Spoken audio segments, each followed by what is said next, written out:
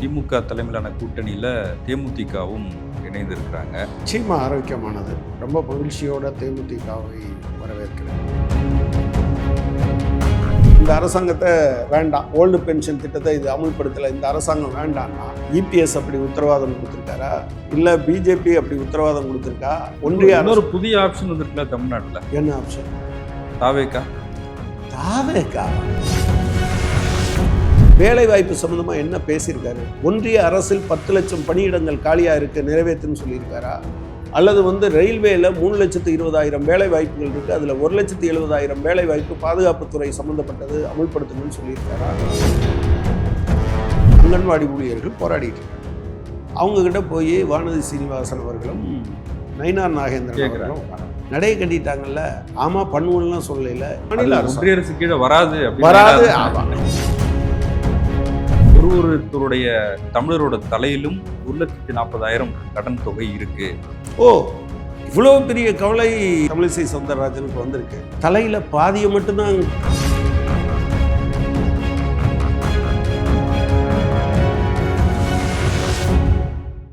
South beat அன்பு உறவுகளுக்கு வணக்கம். நான் ஃபெலிக்ஸ் என்பவழி. இந்த நேர்காணலில் நாம் சந்திக்க இருப்பவர் மார்க்சிஸ்ட் கம்யூனிஸ்ட் கட்சியின் மாநில செயற்குழு உறுப்பினர் தோழர் கனகராஜ் அவர்கள்.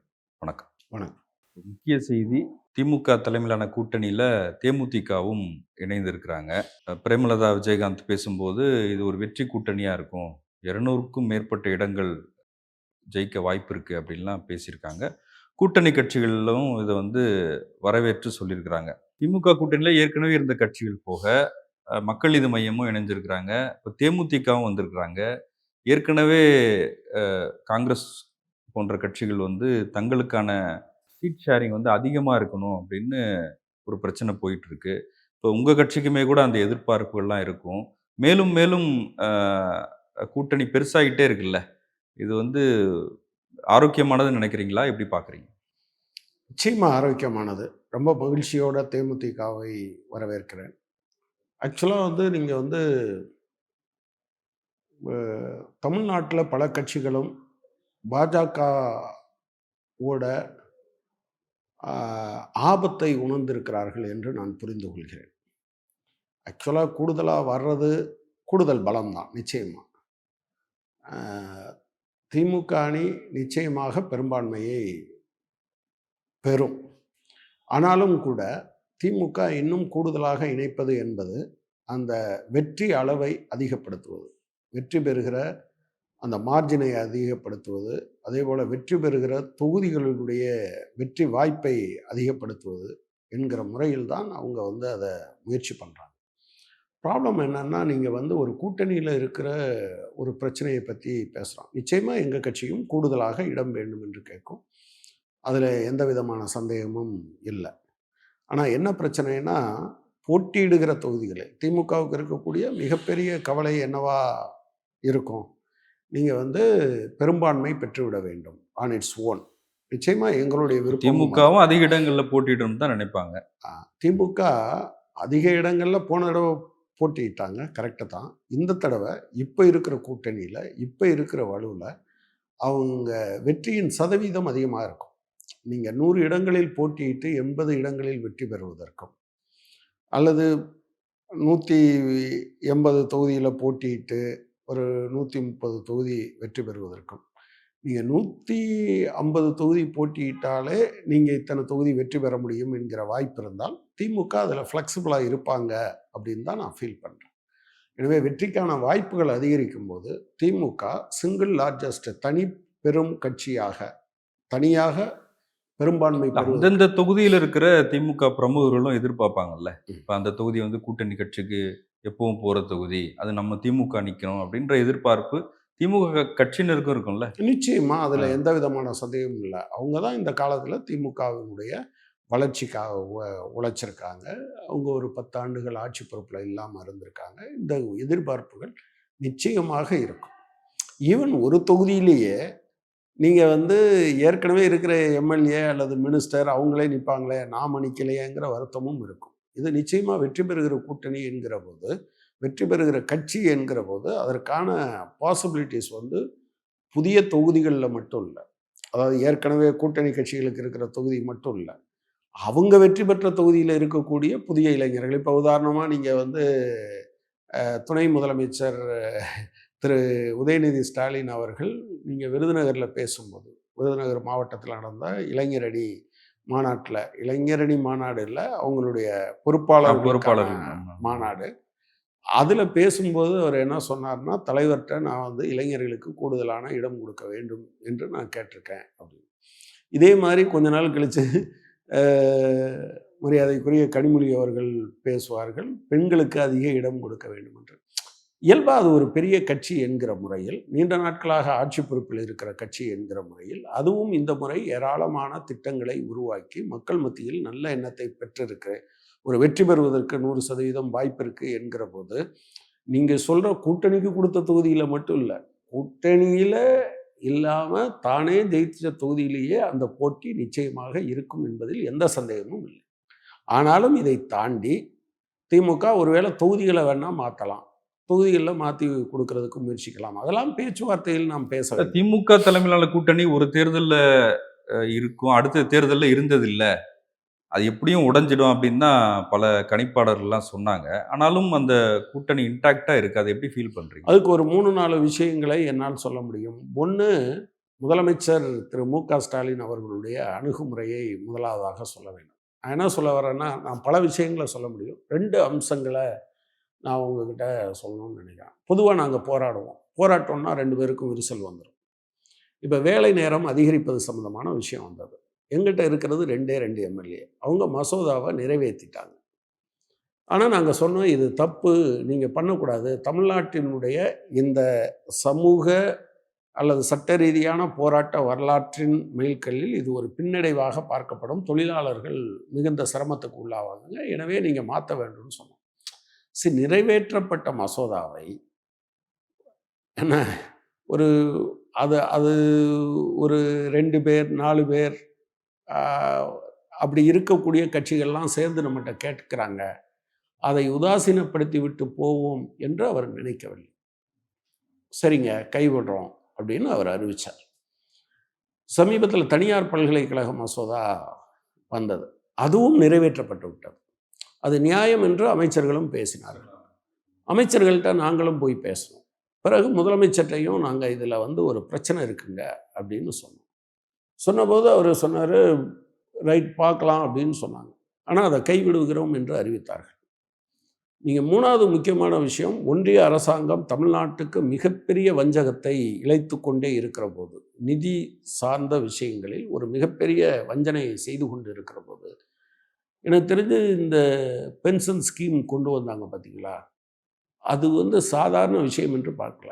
இந்தியாவில் வேறு எந்த மாநிலத்திலும் இந்த மாதிரியான ஒரு ஏற்பாடு இல்லை என்பதை நீங்கள் புரிந்து கொள்ள வேண்டும். இந்தியாவில் இருக்கக்கூடிய எந்த மாநிலம், எந்த யூனியன் பிரதேசத்திலும் இப்படி ஒரு பென்ஷன் திட்டம் இன்றைக்கு இல்லை என்பதை கருத்தில் கொண்டால் அது ஒன்றும் சாதாரண விஷயமாக இருக்க போகும். அதுலேயும் ஒரு சில அதிருப்திகள் இருக்க தானே செய்யும். இல்லை, அதிருப்திகள் நீங்கள் எப்போதுமே, எனக்கு தேவை முழுமையான பழைய பென்ஷன் திட்டம் தான். அதுதான் நான் சொல்கிறேன். அந்த தமிழ்நாடு முழுமையான பழைய பென்ஷன் திட்டம் இது இல்லைல்ல, நிச்சயமாக இல்லை. ஆனால் இன்னைக்கு இருக்கக்கூடிய இந்தியா முழுவதும் எந்த கட்சியும் ஆட்சி புரிகிற இடங்களில் நீங்கள் தமிழ்நாட்டில் இருக்கிறது மாதிரியான மேம்பட்ட பென்ஷன் திட்டம் வேறு எந்த இடத்துலையும் இல்லை. நீங்கள் ஈவன் கேரளாவும் இதுக்கு பின்னால் தான் இதே மாதிரியான ஒரு திட்டத்தை கொண்டு வருவது என்று முயற்சித்திருக்கிறார்கள். 2வது விஷயம், சாதாரண ஆட்கள் கூட அதை நீங்கள் பிஜேபியோ அதிமுகவோ மற்றவங்களோ அப்படி பேசுகிறாங்க. நான் உங்களுக்கு சொல்ல விரும்புகிறேன், 2016 தேர்தல் அறிக்கையில் பாயிண்ட் நம்பர் 42 செகண்ட் பாயிண்ட்டு, இது பக்கம் 36 நீங்கள் எடுத்து பாருங்கள். செல்வி ஜெயலலிதா அப்போது உயிரோடு இருந்தார், அப்போது ஜிஎஸ்டியும் வரலை. ஆனால் செல்வி ஜெயலலிதா என்ன சொன்னாங்கன்னா, பழைய ஓய்வூதிய திட்டத்தை கொண்டு வருவதற்கு ஒரு குழு அமைத்திருக்கிறோம், அந்த குழு அறிக்கையை பெற்று பழைய ஓய்வூதிய திட்டமே அமல்படுத்தப்படும் என்று சொல்லியிருந்தார். அதில் வெற்றியும் பெற்றார்கள். ஆனால் என்ன நடந்தது அப்படின்னா, அந்த போட்ட ஒரு குழுவில் இருந்த முதல்ல போட்டவங்க சாந்தசிலா நாயர் பாதியிலே விலகிட்டாங்க. அடுத்து டிஎஸ் ஸ்ரீதர் ஐஏஎஸ் தலைமையில் ஒரு குழு போட்டாங்க, அது 2018 பாதியிலேயே கொடுத்துட்டாங்க. அதை அமுல்படுத்த வெளியிட வேண்டும் என்று ஒரு போராட்டம் நடந்தது. கையை காலை உடைச்சு உள்ள தூக்கி போட்டு பல பேர் மீது வழக்கு போட்டது அந்த அரசாங்கம்.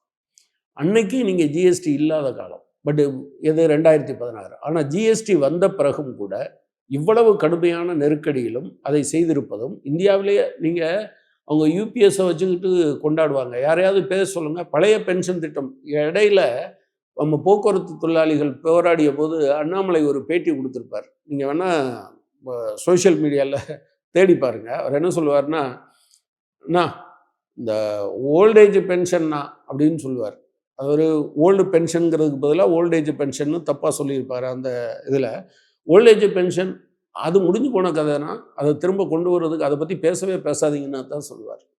இப்போவும் இபிஎஸ்ஓ அல்லது பிஜேபியோ நாங்கள் வந்தால் இதை கொண்டு வருவோம் என்று சொல்லலை. நீங்கள் இன்னொன்று, அது வந்த உடனே முன்னாள் அமைச்சர் திரு வைகை செல்வன் அவர் வந்து கடுமையாக அடிச்சிருந்தார் சோஷியல் மீடியாவில். அப்புறம் தினமணியில் ஒரு கட்டுரை எழுதியிருந்தார். ஒரு இடத்துல கூட அதிமுக பாஜக என்கிற வார்த்தையை பயன்படுத்தலாம். அவருடைய இதுவே எப்படி ஆரம்பிக்கணும்னா, புதிய தாராளமய கொள்கைகள் அமுல்படுத்தப்பட்ட பிறகு உலகம் முழுவதும் பழைய பென்ஷன் திட்டம் கைவிடப்பட்டது என்று வரும். முடியும் போது ஒரே ஒரு இடத்துல திமுக அரசாங்கம் கொண்டு வந்திருக்கக்கூடிய இந்த உறுதியளிக்கப்பட்ட ஓய்வூதிய திட்டத்தில் சில முரண்பாடுகள் இருக்கிறது, அதை இந்த அரசாங்கம் களைய வேண்டும் என்பதற்கு மேல் இல்லை. எனவே நான் என்ன சொல்கிறேன்னா, நீங்கள் அவைலபிள் பெஸ்ட்டுன்னு தான் யோசிக்க முடியுமே தவிர, நீங்கள் வந்து நான் இப்போவும் சொல்கிறேன், ஓல்டு பென்ஷன் ஸ்கீமை அமல்படுத்த வேண்டும் என்பது தான் மார்க்சிஸ்ட் கட்சியினுடைய நிலைப்பாடு. அதில் எந்த சந்தேகமும் இல்லை. ஆனால் எதிரே நிற்கிறவங்க யார்? இந்த அரசாங்கத்தை வேண்டாம், ஓல்டு பென்ஷன் திட்டத்தை இது அமல்படுத்தலை, இந்த அரசாங்கம் வேண்டான்னா இபிஎஸ் அப்படி உத்தரவாதம் கொடுத்துருக்காரா? இல்லை பிஜேபி அப்படி உத்தரவாதம் கொடுத்துருக்கா? அது இருக்க எந்த மாநிலத்திலேயாவது அமல்படுத்தி இருக்கா? ஒன்றிய இன்னொரு புதிய ஆப்ஷன் வந்திருக்குல்ல தமிழ்நாட்டில். என்ன ஆப்ஷன்? தாவேக்கா. தாவேக்காவா? அவங்க என்னைக்காவது பென்ஷனை பத்தி பேசியிருக்காங்க? சொல்லக்கூடும், தேர்தல் அறிக்கையில தயாராகிட்டு சொல்றாங்க. இதுவரையிலும் அவங்க தேர்தல் அறிக்கையில வரட்டும், இதுவரை அவர் எதை பத்தி எல்லாம் பேசியிருக்காரு? இது ஊழல் கட்சி, இது மன்னராட்சி, அவங்க அப்படி அப்படின்னு பேசியிருக்காரு தவிர, வேலை வாய்ப்பை உருவாக்குவதற்கு இதை செய்வோம், நீங்கள் வந்து அமெரிக்கா இந்த மாதிரி வந்து வரி விதிப்பு பேசியிருக்காரா என்னைக்காவது? மக்களுடைய வாழ்வாதார கோரிக்கைகள் சம்பந்தமாக இதுவரை ஏதாவது ஒரு இடத்தில் பேசியிருக்காரா? ஜென்ரலாக பேசுறதுங்கிறது வேற. இப்போ நீங்கள் வந்து இந்த ஒரு பகுதி அங்கன்வாடி ஊழியர்கள் போராடிட்டு இருக்காங்க. அவங்கக்கிட்ட போய் வானதி சீனிவாசன் அவர்களும் நயினார் நாகேந்திரன் கேட்குறாங்க. அந்த ஊழியர்கள் என்ன கேட்டாங்க? சரிங்க, 2013 இவர் சொன்னாரே, அதை ஏங்க அமுல்படுத்தலைன்னு கேட்டாங்க. நடைய கட்டிட்டாங்கல்ல. ஆமாம் பண்ணுவோம்லாம் சொல்லல. எனவே நான் என்ன சொல்ல விரும்புகிறேன் என்றால், ஒரு மாநில ஒன்றிய அரசு கீழே வராது. அது வந்து அவங்க பொதுவாக மேடையில் பேசும்போது பேசுறது மாதிரி. அப்புறம் விஜய் அவர்கள் இதையெல்லாம் வந்து தெரிஞ்சுக்கிட்டு பேசுகிறவரும் இல்லை. மக்களுடைய வாழ்வாதார பிரச்சனைகளை பற்றி அவர் பேசியதே இல்லைன்னு சொல்வேன். அவரை ஃபாலோ பண்ணுறவங்க இளைஞர்கள் தான் நிறையா இருக்காங்க. ஆனால் இளைஞர்களுடைய மிகப்பெரிய பிரச்சனை என்னது? வேலைவாய்ப்பு தான். வேலைவாய்ப்பு சம்மந்தமாக என்ன பேசியிருக்காரு? ஒன்றிய அரசில் 10 லட்சம் பணியிடங்கள் காலியாக இருக்குது, நிறைவேற்றுன்னு சொல்லியிருக்காரா? அல்லது வந்து ரயில்வேல 3,20,000 வேலை வாய்ப்புகள் இருக்குது, அதில் 1,70,000 வேலை வாய்ப்பு பாதுகாப்புத்துறை சம்மந்தப்பட்டது, அமுல்படுத்துங்கன்னு சொல்லியிருக்காரா? பிஜேபி ஆட்சி பொறுப்புக்கு வரும்போது 13 லட்சம் நிரந்தர பணியாளர்கள் ஒன்றிய அரசினுடைய பொதுத்துறை நிறுவனங்களில் இருந்தாங்க. இப்போ அது 9 லட்சமாக மாறிடுச்சு. எனவே அதை நிறைவேற்றுங்கன்னு என்னைக்காவது கேட்டிருக்காரா? இல்லை தமிழ்நாடு அரசாங்கத்தையே நீங்கள் வேலை வாய்ப்புகளில் இதெல்லாம் உருவாக்க முடியும் என்று கேட்டிருக்காரா? ஏதாவது ஒன்று சொல்லுங்க பார்க்கலாம். எனவே காங்கிரீட்டாக அது எதுவுமே இல்லை. ஒருவேளை இனிமே அவர் சொன்னார்னாலும் எதுலேருந்து சொல்லுவாருன்னா, சரி திமுகவுக்கு எதிராக ஏதாவது சொல்லணுமே அப்படிங்கிறதுக்காக சொல்ல முடியுமே தவிர, மக்களுடைய அடிப்படையான பிரச்சனைகள் குறித்து எந்த பிரச்சனையில் அவர் பேசியிருக்கிறார்? அவர் மட்டும் இல்லை, அவருடைய ஆட்களே பேசியதில்லை. பேசியது மட்டுமல்ல, அறிக்கை கூட ஊட்டியதில்லை. ஆனால் இப்போ நீங்கள் சொன்னீங்க, கடுமையான நெருக்கடி சூழ்நிலையிலையும் சில விஷயங்களை திமுக செய்கிறாங்க அப்படின்னு. அதுவே தானே விமர்சனமாகுது. இப்போ தமிழ்நாட்டுக்கு கடன் சுமை அதிகரிச்சுட்டே இருக்குது. ஏற்கனவே 9 லட்சம் கோடி இருக்குது. அது 10 லட்சம் கோடியாக மாறுறதுக்கான வாய்ப்பு இருக்குது. தமிழிசை சொல்லியிருக்காங்க, ஒருத்தருடைய தமிழரோட தலையிலும் 1,40,000 கடன் தொகை இருக்குது.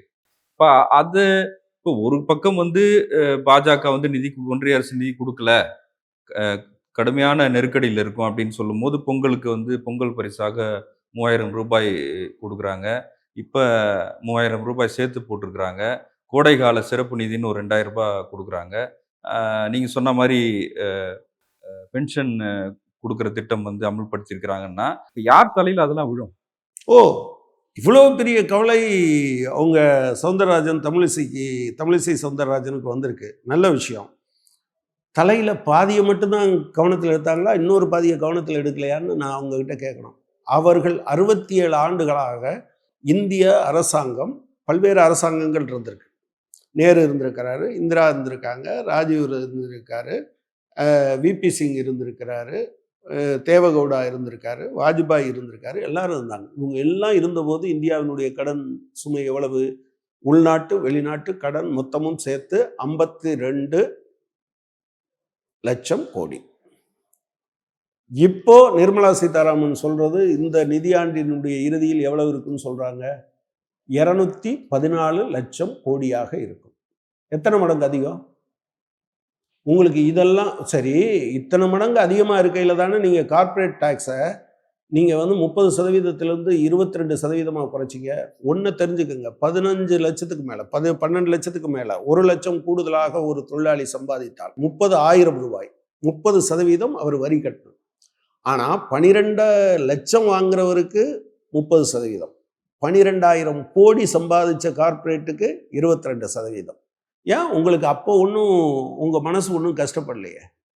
நீங்கள் வந்து பெருமுதலாளிகளுக்கான கடன் 18,56,000 கோடியை நீங்கள் இந்த காலத்தில் ரத்து செய்த போது உங்களுக்கு ஒன்றும் அதை பற்றி கவலை இல்லையே. இந்த பணம் எவ்வளவு தெரியுமா? ஒரு வருஷத்துக்கு கிட்டத்தட்ட 1 லட்சம் கோடியாக இருக்கிறது. ஃபோர்கான் ரெவன்யூஸ், விட்டு கொடுக்கப்பட்ட வரிகள் என்கிற வகையில் நீங்கள் விட்டு கொடுக்கும் போது உங்களுக்கு ஒன்றும் அது வருத்தம் தெரியல.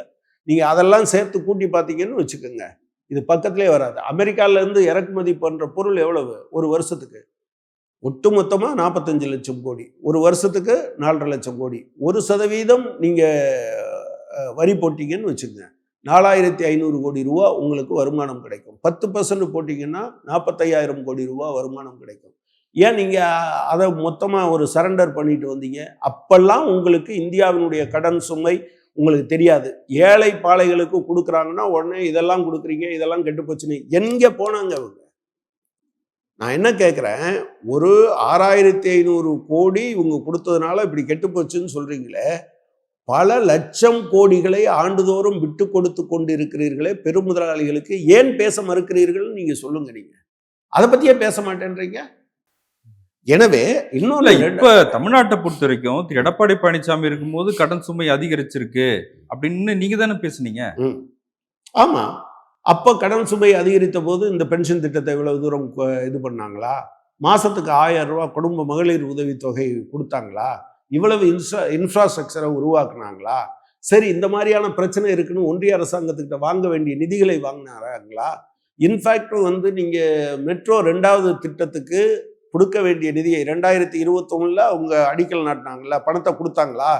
பணத்தை கொடுக்காம தானே விட்டுட்டு போனாங்க. அப்ப நீங்க பேசவே இல்லையே, கேட்கவும் இல்லையே, சண்டை போடவும் இல்லையே. நீங்க லவ் லெட்டரா எழுதிட்டு இருந்தீங்களே தவிர எனக்கு கொடுக்கல. அவர் வந்து 30/9/2019 ஒரு கடிதம் எழுதி இருக்கிறார்.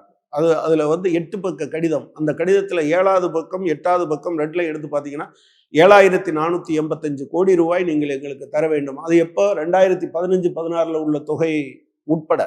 2020ஆம் ஆண்டு பட்ஜெட்ல நீங்க போய் ஓபிஎஸ் சமர்ப்பிச்ச பட்ஜெட்ல நீங்க எடுத்து பாருங்க, எங்களுக்கு வந்து 4,025 கோடி ரூபா 2017-18 வர வேண்டிய ஐஜிஎஸ்டி தரல அப்படின்னு கேட்டாங்க. ஏன் அவங்க கேட்கல?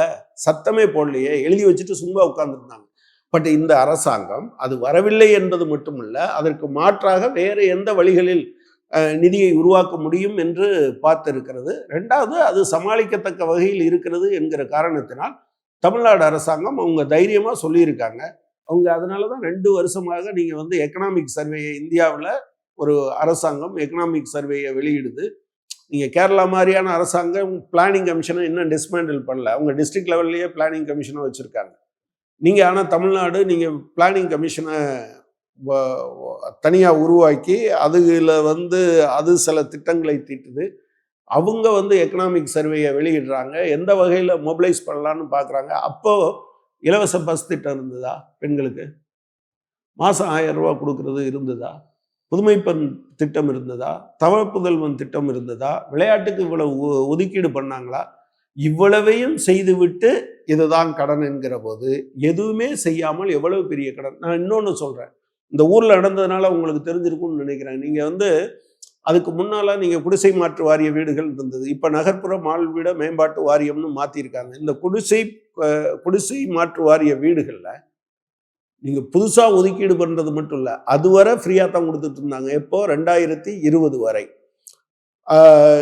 ஏற்கனவே ஒதுக்கீடு செய்து மக்கள் வசித்து கொண்டு இருக்கிற இடம் இடித்து கட்டப்பட்டாலும் அவங்க திரும்ப போகும்போது 1,50,000 ரூபாயிலிருந்து 7,00,000 ரூபாய் வரை கொடுக்க வேண்டும் என்று அதிமுக அரசாங்கம் கையெழுத்து போட்டு வந்தது. இந்த அரசாங்கம் அதையே சொன்னாங்க. நாங்கள் சொன்னோம், இல்லைங்க தப்பு, நீங்கள் கேபி பார்க்கில் அந்த மக்கள் குடியிருந்தாங்க, இது வந்து கொரோனா காலம், அவனை இடிச்சிட்டு வெயிலில் உட்கார வச்சிருக்கீங்க, திரும்ப கொண்டு போய் அமர்த்துறதுக்கு காசு கேட்டிங்கன்னா எங்கே போவாங்க, எனவே நீங்கள் பண்ணக்கூடாது. அதுக்கு பின்னால் அது முழுவதுமாக ரத்து செய்யப்பட்டது. அது மட்டும் இல்லை, சத்தியவாணி முத்து நகர், காந்தி நகர், இந்திரா காந்தி நகர், கண்ணப்பர் திடல் என்று நான் ஏராளமான உதாரணத்தை சொல்ல முடியும். எனவே நீங்கள் வந்து எந்த உதவியும் செய்யாத அதிமுக அரசாங்கம் அது வாங்கின கடனையும் இத்தனை மத்திய ஒன்றிய அரசாங்கத்தினுடைய மிக மோசமான ஒரு மாநில ஒதுக்கல் கொள்கையை அதை சமாளித்து இதையெல்லாம் செய்திருக்கிற ஒரு அரசாங்கத்தையும் சமதளத்தில் வைத்து பார்ப்பதற்குல்ல, அது எப்படி சரியா இருக்கும்? ஆனா இப்ப எளிய மனிதர்கள் யோசிக்க தோணும்ல. இப்ப ஒரு மேடையில கூட நாம் தமிழர் கட்சியை சேர்ந்தவர் பேசினாரு, தமிழ்நாடு வளர்ந்துருக்கு, நாங்க பெரிய வளர்ச்சியை கொண்டு வந்துட்டோம், தன்னிறைவை பெற்றுட்டோம்லாம் சொல்றீங்களே, எப்படி எல்லாம் கடன் வாங்கித்தானே அப்படின்னு. இந்த 5 லட்சம் கோடினால தான் இவ்வளவு வளர்ச்சியும் வந்திருக்கா? சரி, அமெரிக்காவுக்கு கடன் இருக்கா இல்லையா? இருக்கு. ஏன் உலகத்துல கடன் இல்லாத ஒரு நாடு சொல்லுங்க? முதலாவது பொருளாதாரம் அது, 2வது பொருளாதாரம், 3வது பொருளாதாரம்லாம் இருக்குல்ல. ஜப்பான் இருக்கு, அது ஒரு சின்னோண்டு நாடு தான். நம்ம கடந்த காலத்துலலாம் ஜப்பானை தான் பெருசாக பேசிகிட்டு இருப்போம். சீனா இன்னைக்கு அது ஒரு பெரிய பொருளாதார நாடாக வளர்ந்துருக்கு. அமெரிக்கா, ஜெர்மனி, பிரான்ஸு, இந்த எந்த நாடு கடன் வாங்கல? இல்லை, நான் என்ன கேட்குறேன்னா, நாளைக்கு நாம் தமிழர் சீமான் வந்தார்னா கடனே வாங்க மாட்டாரா? கடன் வாங்குவது என்பது புதிய, இப்போ ஒரு தொழிலுக்கு, இப்போ அம்பானியும் அதானியும் எதுக்குங்க கடன் வாங்குறாங்க? என்ன பெரிய வளர்ச்சி, உலகத்திலேயே 2வது இடத்துல இருக்கக்கூடிய பணக்காரர் பணம் வாங்கலாமா, கடன் வாங்கலாமா? எங்க அது யார் திருப்பி செலுத்துறது? அதை யாரு திருப்பி செலுத்துறதுன்னு அவங்க கிட்ட கேளுங்க. இதை யார்? நாம் தான், தமிழர்கள் தான் திருப்பி செலுத்த வேண்டும். தமிழர்கள் என்கிற போது ஒவ்வொருத்தர், இப்போ தமிழிசை சவுந்தரராஜன் சொல்றது மாதிரி ஒவ்வொருத்தர் பாக்கெட்ல இருந்து யாரும் எடுக்க போறதில்லை. புதிய தொழில்கள் வருகிற போது, புதிய வேலை வாய்ப்புகள் வருகிற போது, நம்முடைய பிள்ளைகள் படித்துவிட்டு வெளிநாட்டுக்கு போய் பணம் அனுப்புகிற போது, அவர்களுக்கு இந்த வரி வருகிற போது, இதெல்லாம் அதில் சேர்ந்து தான் வரும். அதன் மூலமாகத்தான் வரும். ஒரு சமூகத்தை மேலே உயர்த்துவதற்காக வாங்குகிற இந்த, நான் இப்பவும் சொல்றேன், 0.25% கூடுதலாக தமிழ்நாடு அரசாங்கம் ஜிஎஸ்டிபியில் மாநில மொத்த உற்பத்தியில் 3% மேலே கடன் வாங்க முடியாது. அது ஒரு கிரைட்டீரியா. அடுத்து நீங்கள் வந்து இன்னொன்று பார்த்தீங்க அப்படின்னு சொன்னால், உங்களுடைய மொத்த வருவாயில் எத்தனை சதவீதம் என்று வைத்திருக்காங்க. இந்த 3% மேலே 5% வரை நீங்கள் போகலாம். 0.2, அதாவது என்னன்னா, நீங்கள் வெளியே வாங்கலாம் வங்கிகள் கடன் கொடுப்பதற்கு. அது வங்கிகள் 4.5% உங்களுக்கு கடன் கொடுப்பான். இந்த 0.25% கூடுதலாக வாங்குவதற்கு நீங்கள் மின்துறையை தனியார் மயமாக்கணும். இப்போ நீங்கள் மின்துறையை தனியார் மயமாக்குவது என்று சொல்லிக்கொண்டு 4.5% வட்டிக்கு நீங்கள் கடன் வாங்குறதா, இல்லை 6%, 7% வட்டிக்கு நீங்கள் வந்து ஓப்பன் மார்க்கெட்டில் வாங்கி நடத்துகிறதா? சீமான் அப்படி தான் சொல்லணும். சீமான் அவர் பேசும்போது பல விஷயங்களை பேசுகிறாரு, அவங்க ஆட்களும் கைதட்டிட்டு போகிறாங்க. சும்மா உட்கார்ந்துருக்கவனுக்கு சோறு போடலாமா, 100 நாள் வேலை வேஸ்ட்டுன்னு பேசுகிறாரு. நான் என்ன சொல்கிறேன், குழந்தைகள் இல்லாத வயதான ஒரு மனிதன் என்னங்க பண்ணுவான்? சாக விடலாமா? சாக விட்டுறலாமா? மாற்றுத்திறனாளி வேலைக்கு போக முடியாது, தெண்டச்சோறுன்னு குடும்பம் சொல்லுது. அந்த திட்டத்தில் நீ வாப்பா, உன்னுடைய பங்களிப்பு, நீ அட்டனன்ஸ் போட்டால் கொடுப்போன்னு சொல்கிறதுல உங்களுக்கு அவ்வளவு எரிச்சல் இருக்கா? ஆனா என்னைக்காவது பெருமுதலாளிகள் கடனை ரத்து செய்த போது நீங்கள் வாய் திறந்து பேசியிருக்காரா? சொல்லுங்க, நீங்க எடுத்து காமிங்க. அப்ப உங்களுக்கு யாருன்னா, எளிய மனிதர்களை பார்க்கிற போது அவனை ஒரு பிச்சைக்கார மாதிரி நீங்க நினைச்சிட்டு பேசுறீங்க. ஆனா இந்தியாவுல அதிக வரி கட்டுறவன் யாரு?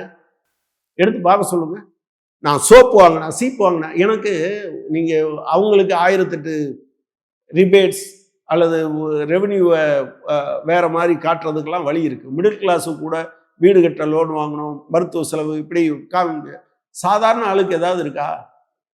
அவன் ₹1 தீப்பெட்டி வாங்கினாலும் கொடுக்குறான். அவன் வாங்குற சாப்பாட்டில் 5% வரியை வாங்கி கொண்டு அவனுக்கு திரும்ப கொடுக்குற போது நீங்க ஒட்டுமொத்த வரி வருவாயில் ஏழைகளுக்கு எவ்வளவு போகிறது, பணக்காரர்களுக்கு எவ்வளவு போகிறதுன்னு பாருங்க. நீங்க ஏழை கொடுத்தா மட்டும் நீங்க இதுதான் இந்த லாங்குவேஜ் இருக்குல்ல, இந்த இந்த முதலாளித்துவ பொருளாதார இது பெருமுதலாளிகள் கொடுத்தா இன்சென்டிவ், அல்லது அது அது என்ன ஸ்டிமுலேஷன் பேக்கேஜ், ஏழைகளுக்கு கொடுத்தா ஓசி இலவசம். எதுக்கு அப்படி சொல்றீங்கன்னு கேட்குறேன். அவங்கெல்லாம் சாப்பிட்றதுக்கு இல்லாமல் இருக்காங்களா? அவங்களுக்கு கொடுக்கும்போது நீங்க பேசாம இருக்கீங்க. நான் இப்போ மட்டும் சொல்றேன், இந்த 22% நீங்க 30% மாற்ற முடியும் என்றால் பெருமுதலாளிகளுக்கு 8%, 8%னா இப்போ இல்லை, கிட்டத்தட்ட 1 லட்சம் கோடி 1.25 லட்சம் கோடி உங்களுக்கு கிடைக்கும்.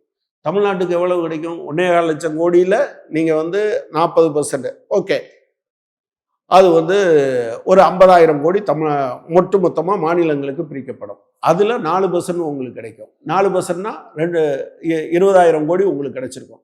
உங்களுக்கு 2,000 கோடி கிடைச்சிருக்கும். 2,000 கோடி கிடைக்க விடாம பண்ணது யாரு? இதை பத்தி பேச மாட்டீங்க. சாதாரணமா இது எவ்வளவு நீங்க எளிய மனிதர்கள்னு சொல்றீங்க. இல்ல, எளிய மனிதர்கள் நாய் வாழை வெட்டி நாய்க்கே சூப்பு வைக்கிறது மாதிரி நீங்க என்ன பண்றது அப்படின்னா, ஏழைகளை வெட்டுவதை சொல்லி அவனையே ஐய இந்த சாதாரணமா சில பிள்ளைங்க இந்த டிவி கேட்காரங்க பேசுறாங்கல்ல, நாங்க ஓசியில வேணும்னு கேட்டோமா, இந்த கேள்வியை பெருமுதலாளி கேட்கறது இல்லை. பெருமுதலாளி கொடுக்கும்போது ஏன்டா கொடுக்குறாங்கன்னு கேட்கறது இல்லை. சாதாரண ஏழை எளிய மக்கள் இன்னைக்கும் நீங்க எவ்வளவு பேர் இரவில் பட்டினியோடு போறாங்க? இன்னைக்கு முழுமையான சாப்பாடு கிடைக்காதவங்க எவ்வளவு பேர் இருக்காங்க? உண்மையிலேயே சீமான் அவர்கள் தெரிந்து பேசுகிறாரா இல்லையா என்று எனக்கு தெரியல. அவரு எப்படி வேணாலும் இருக்கலாம். நான் ஒரு சமூகம், நாகரிக சமூகம் என்றால் அந்த சமூகத்தில் வாய்ப்புகள் மறுக்கப்பட்ட கடைசி மனிதன் நாகரிகமாக வாழ்வதை உத்தரவாதப்படுத்துவது. நீங்க திருநங்கைகளுக்கு டெய்லி வேஜஸ்ல யாராவது வேலை கூப்பிடுறாங்களாங்க? 100 நாள் வேலைக்கு போக முடியுங்க. அது அவ்வளவு மலினமாக பேசுவது. 1000 ரூபாய் உங்களுக்கு கொடுத்தா நீங்க அதைத்தான் நான் அன்னைக்கு ஒரு அம்மா ஒரு ஒரு ஒரு நர்சிங் சூப்பரண்டாக இருந்து ரிட்டையர் ஆனவங்க ஒரு ஊர்ல இருந்து வந்துட்டு இருக்கையில் அவங்க நான் இந்த விஷயத்த பேசிட்டு இருக்கும்போது பேசிட்டு வந்தாங்க. சார், இது யாரோட காசு சார் அப்படின்னு. உங்களுக்கு பென்ஷன் கொடுக்கறதையும் அவங்க அப்படித்தான் பேசுறாங்க அப்படின்னு. இந்த பென்ஷனை எல்லாரும் பேசுறான், அல்லது 5,000 ரூபாய் கொடுத்ததை பேசுறான். ஆனா யாரும் என்ன பண்ண மாட்டேன்றான். இது 6,500 கோடி. இதை பேசுற ஆளு தான் உங்களுக்கு தெரியுமா, கிட்டத்தட்ட 1,500 கோடி ரூபாய் 2020ஆம் ஆண்டு ரெனால்ட் நிசான் 2 கம்பெனி கார் தயாரிக்கிறாங்க. ரெனால்ட் நிசான் என்கிற ஜப்பான் கம்பெனி, ரெனால்ட் என்கிற பிரெஞ்சு கம்பெனி, 2 பேரும் சேர்ந்து. அவங்க 2 பேரும் இப்போ நீங்க பார்த்தீங்கன்னா அதெல்லாம் நம்ம யாரும் டிஸ்கஸ் பண்றதில்லை. இவங்க சேர்ந்து ஒரு ஒப்பந்தம் போடுறாங்க. அந்த ஒப்பந்தத்தில் அவன் அதுக்கு பின்னால என்ன சொல்றான்னா, இருதரப்பு ஒப்பந்தம், முத்தரப்பு ஒப்பந்தம், பலதரப்பு ஒப்பந்தம். இந்த எம்யூஎல் இதுல இருக்க பெஸ்ட் எல்லாம் எடுத்து நீங்க காசு கொடுக்கலன்னா நான் இன்டர்நேஷனல் கோர்ட்டுக்கு போவேன்னு சொன்னோன்னே, MC சம்பத்தோட ஸ்டேட்மெண்ட் ஒன்று இருக்கு. 1,500 கோடி ரூபாய் கொடுத்து நாங்கள் அவுட் ஆஃப் கோர்ட் செட்டில்மெண்ட் அதை முடிச்சுக்கிட்டோம். இந்த 1,500 கோடி ரூபாய் யாருடைய காசு? நான் கார் ஓட்ட போறதில்லைங்க. நான் கார் வாங்க போறது மட்டும் இல்லை, காரில் பயணம் செய்வதே எனக்கு ஒரு மிகப்பெரிய இது. நான் பிளேன்ல போயிருக்கேனா? சாதாரண ஆளு போயிருக்கானாங்க. அவன் போற போது அவன் தலைக்கு மேல பறக்கிறத பார்த்து சந்தோஷப்படுகிறவனாக இருக்கிறான். ஆனா அந்த ஏர்போர்ட்டை நீங்க விஸ்தரிப்பதற்கு வாங்குகிற காசுக்கு இவனும் காசு கொடுக்குறான்ல. அதை பத்தி நீங்க என்னைக்காவது பேசுறீங்களா? ஏன்டா அப்படி பண்றீங்க, அவன்கிட்ட மட்டும் வாங்குன்னு நீங்க என்னைக்காவது சொல்றீங்களா? அப்போ இட்ஸ் அ பயஸ். ஏழைகள் என்றால் உங்களுக்கு இலக்காரம் என்பதனுடைய பொருள் அது. அதை சீமான் மாற்றிக்கொள்ளும்.